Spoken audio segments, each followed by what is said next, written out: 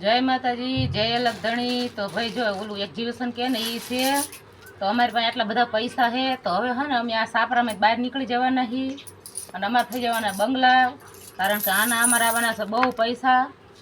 જો બધા કેટલા બધા પૈસા છે, જોઈ લો કેટલા બધા જૂના જૂના સિક્કા છે। એક નોટ છે રૂપિયાની, આ કાણિયા પૈસા છે। અને વાત પૂરી સાંભળજો, બંગલો બની જશે, બળદેવભાઈ પરણી જશે, પાણીબાનો ફોનાનો હાર કરાવી દેવાનો છે। સાચી વાત છે ને? એટલે આવું ને આવું જેટલાય ટાઈમથી અમે જીનંતીને ફોને કરવી છીએ અને કોઈ આવું હોતું નથી।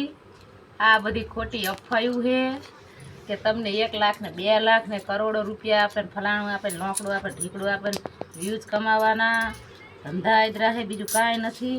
તો આ જો કેટલા બધા પિત્તળના સિક્કા છે, કાણિયા પૈસા છે જો। એટલે એવું કંઈ હોતું નથી ને, હજી આવા નવા અમારે ઘણાય પડ્યા છે। મારા મમ્મીના અમારા જ નથી, અમારે મોહાળનું મમ્મીના હોય, થોડાક મમ્મીના આપ્યા હોય, થોડાક વેધ્યા હોય, આડા નવડા 10 કાન 20 કાન, 1 આન્યું 2 આન્યું। એટલે આ રહી ને હાવ વાત ખોટી છે, આમાં જરાય આવવું નહીં અને ખોટો ટાઈમ બગાડવો નહીં, આપણે આપણું કામ કરવાનું। આવું એક્ઝિબિશન ફેક્ઝિબિશન કંઈ હોતું નથી અને ખોટા બધા મારી જેવા જ વિડીયો બનાવે છે।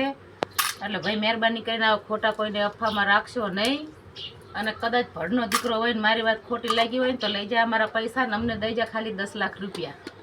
જય માતાજી, જય અલગધણી।